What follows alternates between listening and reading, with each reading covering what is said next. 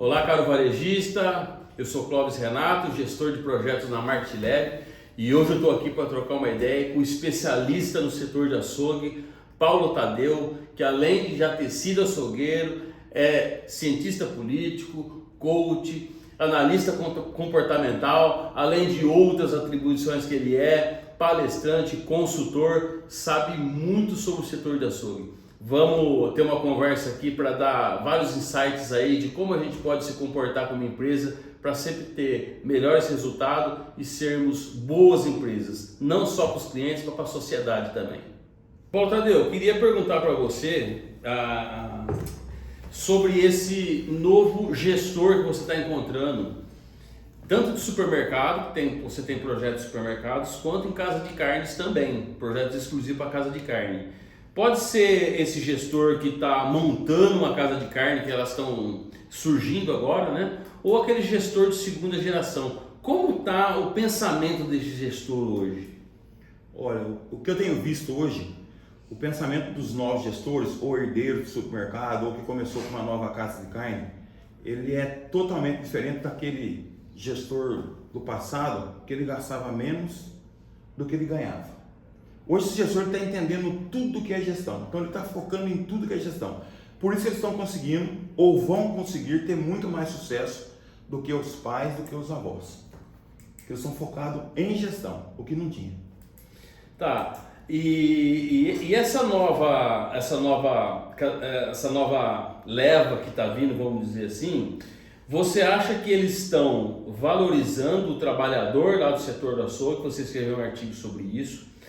Como ele está lidando com essa mão de obra que está vindo? Porque lá essa geração que você falou mais antiga tinha um comportamento com seus açougueiros, uma proximidade, pessoas que se conheciam mais, que trabalhavam muito tempo juntas. E hoje essas relações de trabalho mudaram, né? O gestor trata diferente essa relação de trabalho e os novos profissionais também, né, tratam diferente as relações de trabalho. O que é que está acontecendo por aí no dia a dia? E se está tendo a formação de novos trabalhadores aí no setor do açougue? Olha, quando eu trabalhei no açougue, o que você tinha? Você tinha essa relação familiar. Então você entrava no açougue, tinha uma gratidão pela empresa e estava tudo bem. Pós essa fase, veio o empreendedor escravizador, que ele acha que a única forma de ganhar dinheiro é ele pagar mal e escravizar o funcionário. Também tem essa empresa. E o que eu vejo hoje dos jovens, que eles falam assim, ó, eu quero pagar bastante e que ele enche meu bolso. Esse é o empreendedor que eu estou vendo hoje. Ele quer resultado, ele não se importa de investir, de pagar, desde que ele ganhe. Então nós tínhamos aquela empresa antepassada que é assim, eu pago mal e eu ganho mais. O que eu estou vendo dos jovens empreendedores hoje, que eles não estão com essa preocupação não. Eles querem pagar e ter resultado. Eu tenho um cliente que me fala, eu vou pagar 20 mil para o meu gerente e que ele ponha 100 na minha conta, que eu quero morar fora, longe daqui.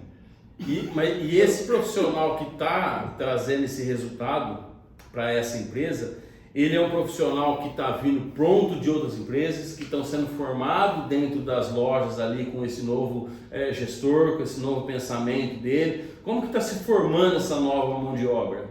Esse novo gestor, ele quer formar dentro da loja dele, dentro da empresa dele. Porque quando você traz uma outra empresa, você traz com vícios de outras empresas. E aí não se enquadra, porque o gestor, não dá para você ter 10 açougues e ter a mesma administração. Por quê? Influi o público-alvo, às vezes o cara tem público, ele atende o pobre, ele não atende o rico, então ele tem que moldar esse gerente para administrar essa casa de carne dele ou o supermercado, público A, B, C e D. Então, o que eu vejo assim, eles estão optando por formarem dentro dos seus supermercados ou dentro dos seus açougues. Isso é o que eu tenho visto, bastante. Beleza. Ô Paulo, um pouco mais falando dentro dos supermercados, a gente sabe que o setor do perecíveis é um setor bastante promissor dentro da loja, que pode trazer uma lucratividade maior, que pode realmente fidelizar o cliente pela qualidade de produto, pelo portfólio de produtos. Quando você chega para fazer um diagnóstico numa loja e observar lá os números que o supermercadista tem, os resultados que ele está tendo hoje, Você acha que eles já estão bastante cientes desses resultados que eles têm ou ainda eles são pegos de surpresa, tanto para o bem quanto para o mal? Olha, os diagnósticos que eu tenho feito em açougue têm surpreendido os contratantes. Viu? Eles têm se assustado, e bastante, porque eles têm uma gestão que é totalmente fora do que nós trabalhamos. Nós vamos buscar indicadores, você vai, o que interessa para nós é números, né? Queremos indicadores de qual é o caminho que eu vou seguir. E eles têm uma gestão até um pouco jurássica. Quando nós chegamos com o nosso trabalho, nós levamos outra informação, nós buscamos indicadores, então para nós o que interessa são os indicadores. O que eu vou seguir? O indicador fala que decisão eu vou tomar? Sim. Então a gente busca isso, então eles não têm isso. Os que eu vejo, os que estão aí com a nova metodologia, eles têm surpreendido quando eles contratam a consultoria e você leva indicadores, informações, quais eles não tinham. Então eu vejo, por exemplo, tem muito mercado, tem muito açougue, e até tem um cliente que aconteceu isso. Ele achava que para vender muito, ele tinha que comprar muito. Aumentar o risco, né? Exatamente. Então, nossa, eu sempre acreditei que eu usava comprar muito para vender muito. A nossa teoria não é isso. Então, nós estamos aí adaptados a trabalhar só com informação, com indicadores, para onde eu vou. Você nunca chega e fala assim, não, eu quero fazer isso. Você vai fazer um diagnóstico te indicar quais são as decisões que você vai tomar para melhorar o negócio do contratante. Não é isso? Então, eu tenho visto assim, eles têm se surpreendido bastante quando eu faço um diagnóstico e apresento para eles os caminhos que vão seguir. Um diagnóstico bem feito é o principal ponto de partida para que tenha uma reversão de resultado ou buscar um resultado diferente do que se tem hoje ali, tá? Geralmente, quando um açougue, mesmo que na percepção o empresário nota que não está tendo resultado ou que o resultado dele poderia ser outro, quais são as primeiras decisões que ele deveria tomar para reverter uma situação que não é a melhor situação que ele vive? Olha, no meu diagnóstico eu cuido muito de custo operacional. Esse é uma dor muito grande do empreendedor de casa e carne, talvez deve ser de supermercado também. O custo de operação. Tem cara que não sabe o que é custo de operação. E aí, quando você vai buscar a lucratividade, ele faz um excesso de oferta e a lucratividade dele está abaixo da operação. De que forma que ele vai ganhar dinheiro? Não ganha. Não ganha. Ontem eu fiz um diagnóstico de um cliente, um cliente online, operação dele 27%, lucratividade dele 26%. Olha que coisa perfeita. Maravilhoso, né? Vai tocar? Não. Se não alinhar, o que vai acontecer? O negócio dele vai à falência. Se ele não, porque o que ele tem? O que eu vi assim de preocupação? Primeiro eu preciso tirar o meu salário. Então ele tira o salário dele. Aí quando soma todas as despesas, que eu puxei todas as despesas dele, que não encontrou, a operação dele está maior do que a lucratividade. E ele está num patamar que ele não pode mexer mais em subir nenhum quilo de carne, porque a carne dele é cara. Ele sai fora do que tem na cidade dele com o preço. Então o que ele tem que mexer? Ele tem duas situações. Ou ele abaixa a operação ou aumenta a venda. Para diluir toda essa despesa que ele tem. E a grande verdade é isso que você falou, tem muitas empresas que ainda não conseguiram atingir o seu ponto de equilíbrio. Tanto cumprir todas as suas obrigações com a sua operação, tá? Ter um residual de lucro que é para satisfazer a necessidade do empresário, o cara que fez o aporte do negócio em algum momento, e para que ela tenha uma sustentação no mercado, que é aquele balão de oxigênio, uma reserva financeira para qualquer situação, não colocar ele em risco. Então, no ramo do supermercado, a gente também vê muito resultado muito justo, muito apertado. E isso que você falou é uma realidade. As empresas precisam ter essa sensibilidade de buscar alternativas para garantir o lucro, porque o maior objetivo de empresa comercial é lucro. É besteira pensar que é outra coisa. Na empresa comercial, o objetivo é lucro, tá? E esse equilíbrio, realmente, o pessoal tem muita dificuldade de encontrar ele, né? Mas depois que eu encontro, como esse exemplo que você falou, olha, eu tenho uma despesa que eu não consigo abaixar ela é o limite da despesa do meu funcionamento, e agora eu preciso aumentar a venda para diluir essa despesa sem mexer em margem, porque o meu preço já está no teto aqui da minha redondeza do meu trabalho. Esse é um baita desafio. O que esse empresário vai ter que fazer para reverter esse quadro? Então, você vê o desafio, porque para ele ter um aumento de venda emergencial, ele precisa baixar o preço. Se ele abaixar o preço, ele abaixa muito mais do que a operação dele. Nós já tivemos, tem até um mercado amigo nosso, que quando nós estivemos lá, ele tinha 85% da venda dele, do açougue, era abaixo do custo de operação. Não é? Então, isso acontece muito. Agora, quando você tem o mercado, os outros setores acabam aqui suportando isso. Mas quando você tem só o açougue? Só ali é que só é dali que você tem que tirar. Então, nas regiões onde eu viajo, tem estados que o custo de operação é muito mais baixo. Então, é muito mais fácil você alinhar isso. Mas tem lugar que não. Tem lugar que o custo de operação ultrapassa a lucratividade. Você deixa de ser competitivo. Então, é um desafio muito grande.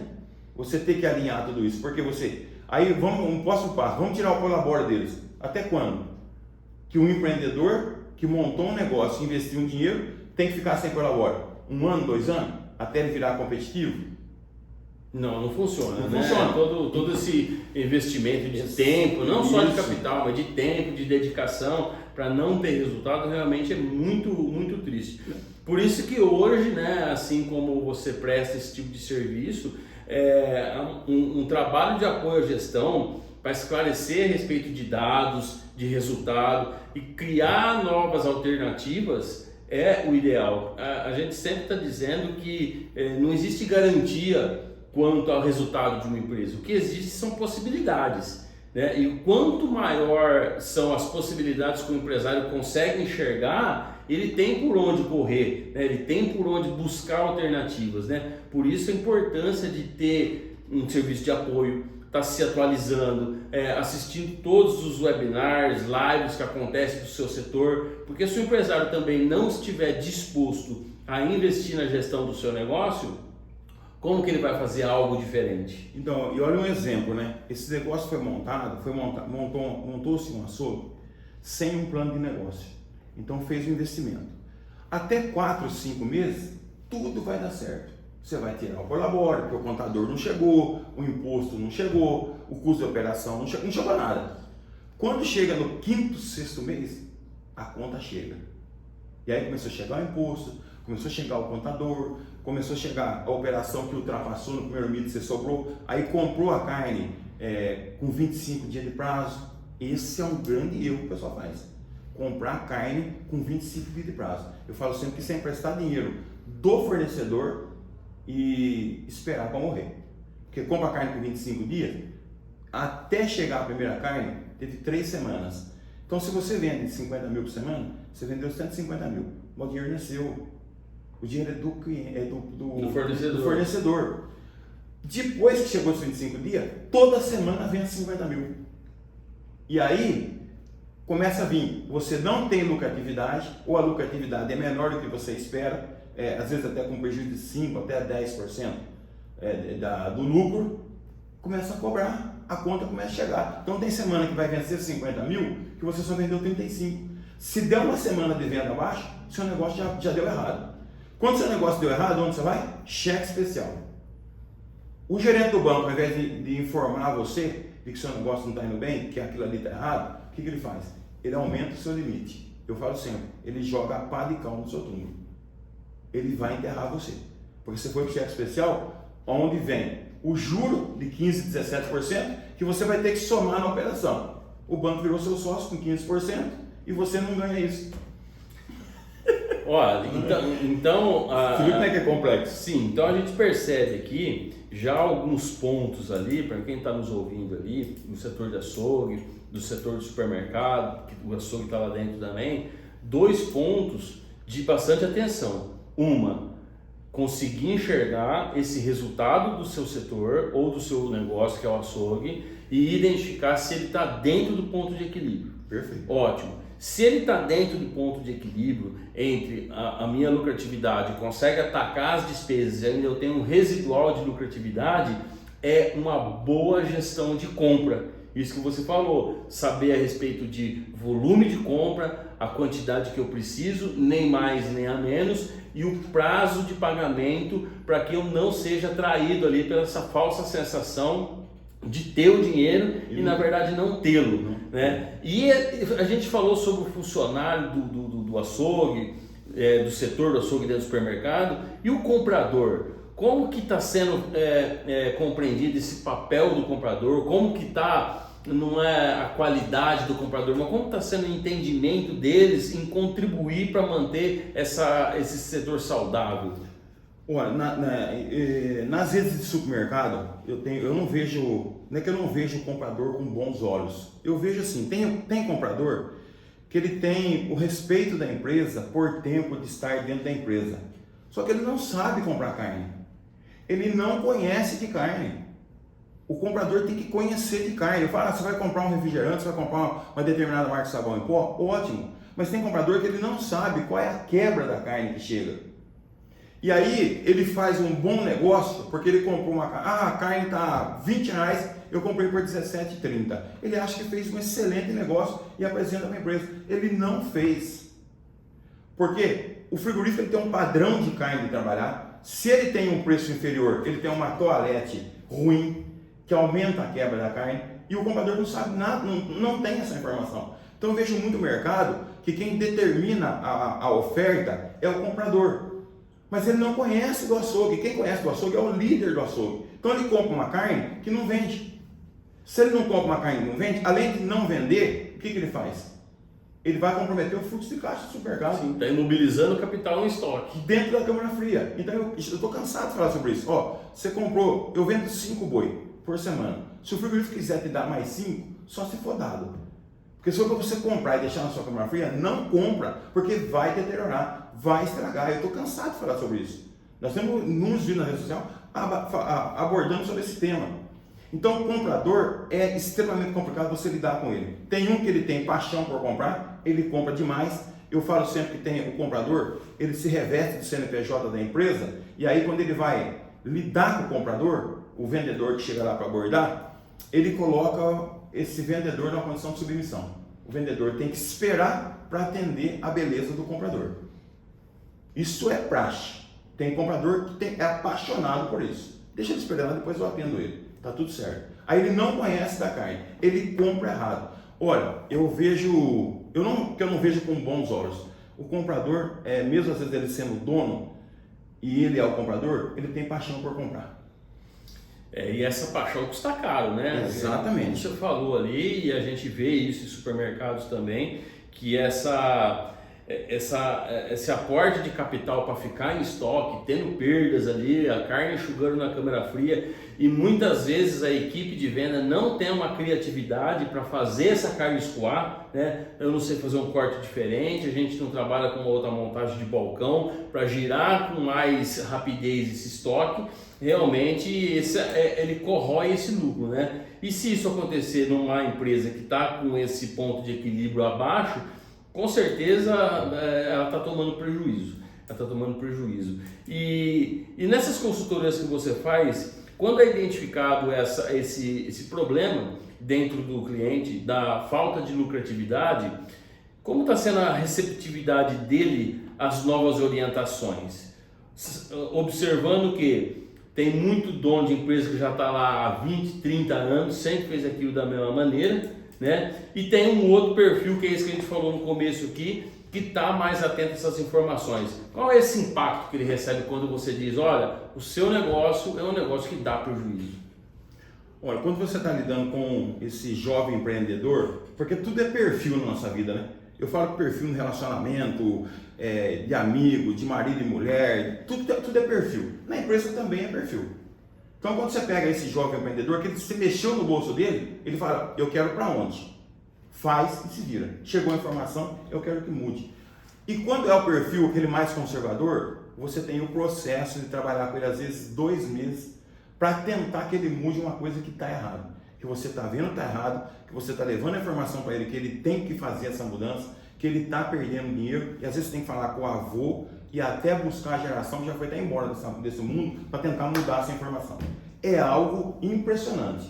Então, o jovem, Você falou para ele, estou perdendo dinheiro. Não, vamos fazer. Se eu estou perdendo dinheiro, vamos mudar. Se não der certo, a gente volta, mas vamos mudar. O consultor está falando que tem que mudar, ele veio com uma outra informação, com uma outra visão. Nós não estamos dentro da empresa, né? Não estamos lá o dia a dia, nós chegamos em informação com que a gente conhece, você leva de informação, então ele quer fazer já. Mas tem consultoria que dá vontade de você desistir, encerrar o contrato e ir embora. Que você fica ali naquele processo, 1 mês, 2 meses, para ver uma coisa que você sabe que já está ali. Que estamos cansados de ver esse erro. Tamanha resistência de buscar uma alteração no jeito de operação. E aí tem o neto que está cuidando, que vai provar para o pai que precisa chamar o avô. Você tem que falar para todo mundo o que é que está acontecendo errado. Você passa o dia explicando. Você passa o dia mostrando. E você faz eu faço o rendimento do boi, eu mostro para ele que está errado e ainda tem a resistência. Tem aquele cara que só compra daquele determinado frigorífico. O frigorífico está te mandando uma carne que não procede que você está comprando. Você tem que mostrar para ele, fazer a conta, pegar na mãozinha dele e fazer. Aí ele chama o cara do frigorífico para você conversar com ele. Ô Paulo, se você fosse dar um conselho aqui para esse novo empresário do setor da carne, para esse jovem gestor que está assumindo aí a 2ª, 3ª geração, tanto da casa de carne do açougue, o que ele teria que fazer para começar a ter um resultado mais positivo, não somente em valores, né, em valor e lucratividade, mas na formação da equipe dele, na formação da imagem do açougue dele como uma referência no seu negócio? Olha, eu fiz um diagnóstico há pouco tempo no estado aí, e é uma coisa interessante. Esse rapaz tinha um mercado vendendo aproximadamente 600, 700 mil por mês. Com esse mercado, ele comprou um mercado que tem um faturamento de 1,2 milhões. Esse mercado que tem um faturamento de 1,2 milhões levou ele a dever 1 milhão.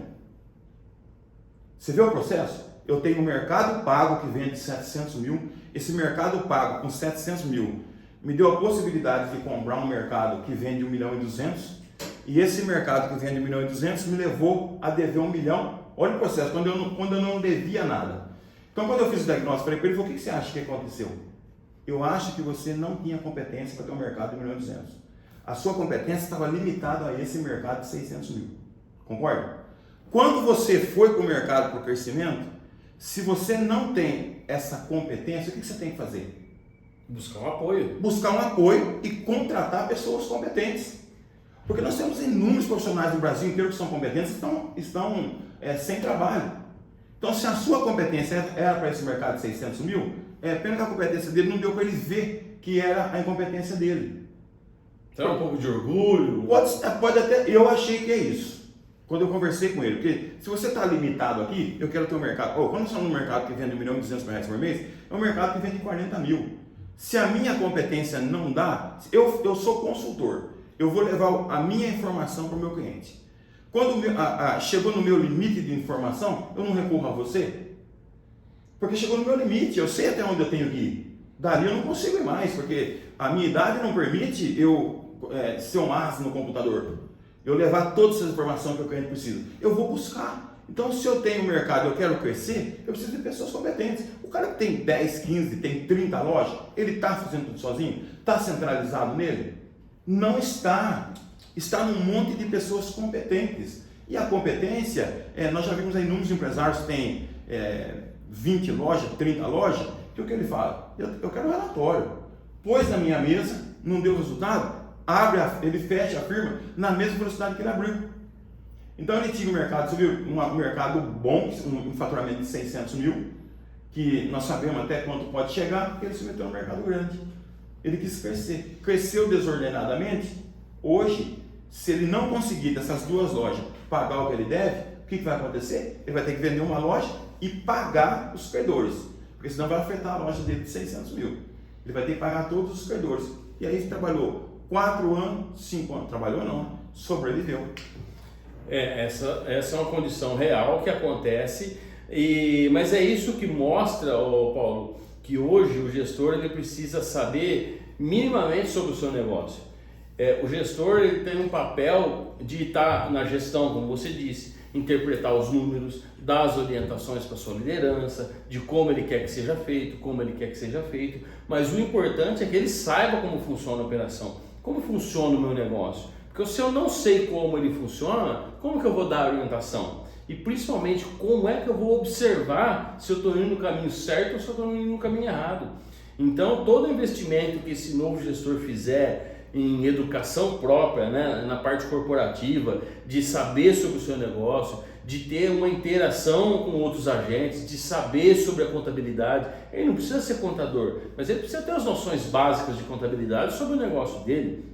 Ele não precisa ser um advogado, mas ele precisa saber das legalidades básicas do negócio dele. Assim como ele não precisa ser um administrador, mas os indicadores básicos de gestão ele precisa saber, tanto para acompanhar quanto passar para frente. Então os gestores aí, eles têm um desafio muito grande se eles realmente querem ter empresas lucrativas e que tenham ali uma expectativa de vida longevo para os seus negócios. Olha, aquela teoria de que eu tenho que ter 30 anos de açougue para ter um açougue foi por terra. Eu tenho que ser dentista para ter uma clínica dentária. Foi por terra. Nós estamos vendo clínica dentária, o cara é administrador de empresa, ele nem sabe nem do dente dele. Não é? Mas ele comprou franquia. Mas o que ele sabe? Ele sabe administrar. Sabe administrar, ele sabe de gestão. Então tem boutiques de carne que os filhos que estão tocando as boutiques de carne, eles nunca cortaram aquele bife.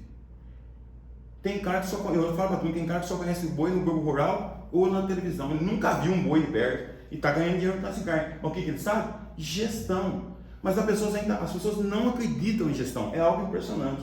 É difícil falar, né? Eu não posso falar de outro país, falando no Brasil, mas eu vejo que o brasileiro ele é muito imediatista no seu negócio, né? Sim. Então ele tem um negócio, ele vai empreender, ele quer montar hoje, daqui 3 meses ele quer resultado. Não vai dar.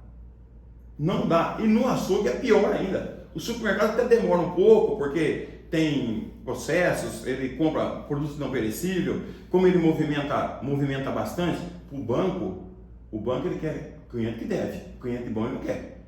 Concorda? Então o cara passa no banco lá 2 milhões por mês, o cara dá o dinheiro que ele quer. Aí o que ele faz? Adia a morte. Ele pega aquele dinheiro, ele investe no negócio dele, mas ele não descobriu aonde a torneira está pingando. Então todo aquele dinheiro, aquele aporte que ele pegou no banco para sanar o negócio dele, aí vai aumentar o pingo da torneira depois. Então acontece no mundo. Então eu conheço, você também conhece, nós temos um cliente, não foi cliente nosso, mas nós temos aí um empreendedor de supermercado que vai deixar a conta para a 8ª geração. Ele não vai pagar. Não vai pagar. O pior é que essa é uma realidade.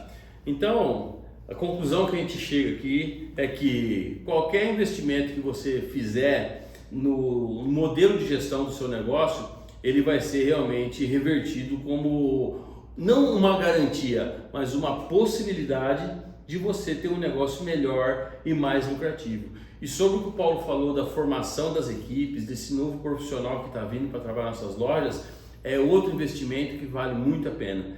A gente não consegue fazer nada sozinho, a gente depende de outras pessoas. Então eu, como empresário, como gestor, sei exatamente o que precisa ser feito e capacitar as pessoas para fazerem aquilo que deve ser feito da maneira correta e do jeito certo. Exatamente. E principalmente no açougue, eu falo principalmente no açougue, porque o açougue é uma mão de obra especializada.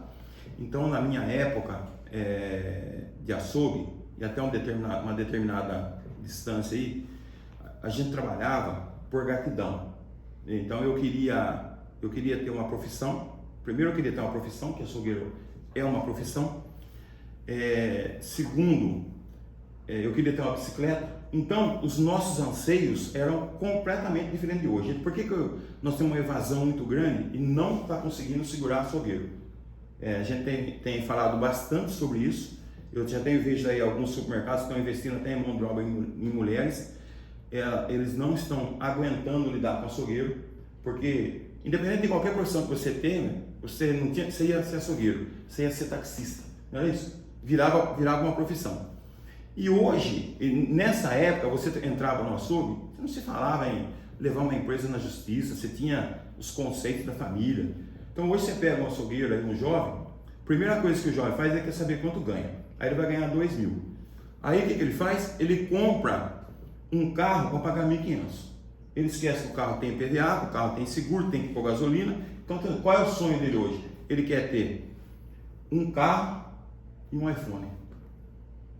Então, esse é o açougueiro que nós estamos contratando hoje. Então, as empresas estão com grande dificuldade, porque todos os valores que se falava do açougueiro mudaram completamente. Não é só do açougueiro.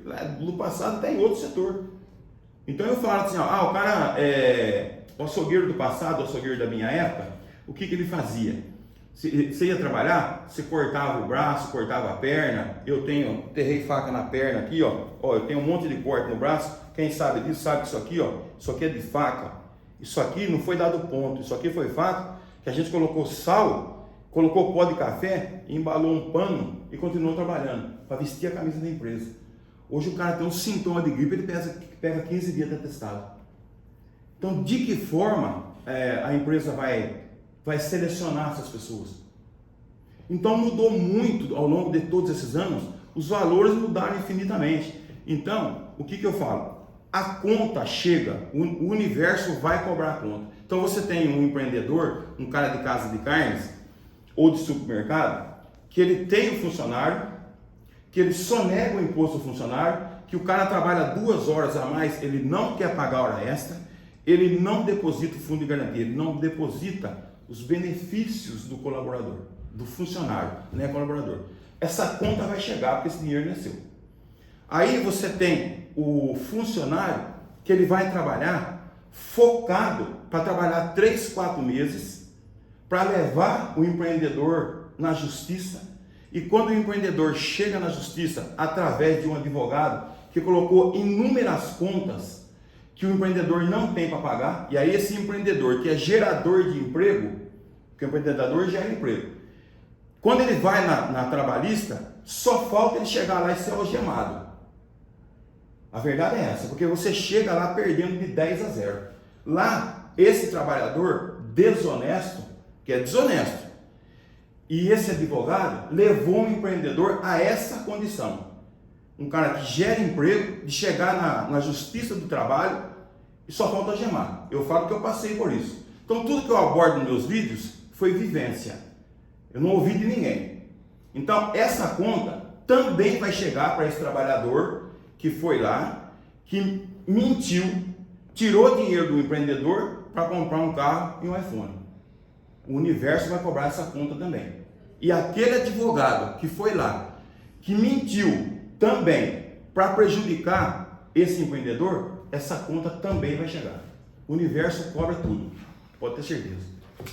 Gente, nessa conversa nós vimos aí os grandes desafios que existem, né, na gestão do negócio, seja no supermercado, no açougue, e o empresário tem que estar bastante atento, tanto para preservar o seu negócio, para preservar o seu lucro e para preservar ali a perenidade da sua empresa, para ela continue funcionando sem que terceiros que dizem qual vai ser o destino dela aí. Então vamos pensar bastante a respeito de como a gente está se comportando como empresa para buscar sempre não só os melhores resultados, mas a melhor condição de ser e ter uma empresa hoje em dia. Paulo, grande abraço, obrigado aqui pela conversa e até mais.